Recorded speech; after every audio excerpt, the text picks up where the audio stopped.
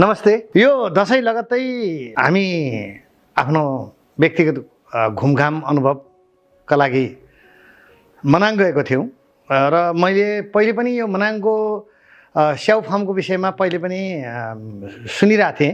प्रत्यक्ष गएर त्यहाँ हेरौँ न त के रहेछ त भनेर, किनभने सुदूरपश्चिममा पनि पहाड छन्, सुदूरपश्चिममा पनि स्याउ खेती हुन्छ, सुदूरपश्चिममा पनि अब मौसम त्यस्तै प्रकारको छ, हिमाल छ, सबै छ, सुदूरपश्चिममा किन हुँदैन भन्ने हेरौँ एक्चुअली भन्ने हिसाबले हामी व्यक्तिगत रूपमा गयौँ र त्यहाँ चाहिँ नि जाँदाखेरि पेमा छिरिङ गुरुङले मनाङमा 45 वर्ष अगाडि यो स्याउ खेती सुरु गर्नुभएको रहेछ, स्याउ फार्म।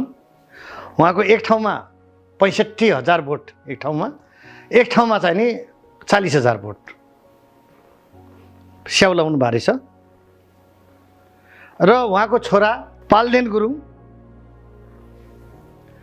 र अहिले उहाँको पनि छोरा तेस्रो पुस्ता युवराज गुरुङले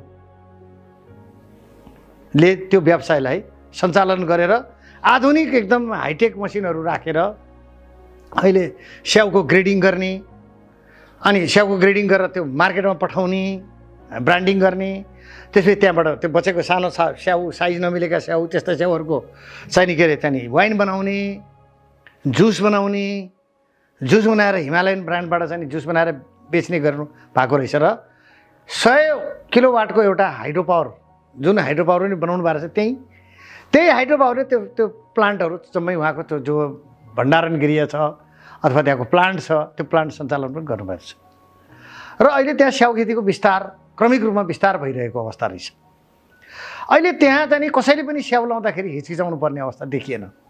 किन देखिएन भने त्यो सबै स्याउ उहाँहरूले किनिदिनु हुँदो रहेछ जम्मै, चाहे त्यो टुटेको होस्, चाहे फुटेको होस्, साइज नमिलेको होस्, जे होस्, त्यसको ग्रेडिङ त्यहाँ उहाँले ग्रेडिङ गरेर मार्केटमा पठाउने, बाँकीको जुस बनाउने र बाँकी बचेको त्यो क्रसिङ गरेर बचेको जुन चिज हुन्छ त्योबाट चाहिँ मल बनाउन पनि थाल्नुभएको रहेछ।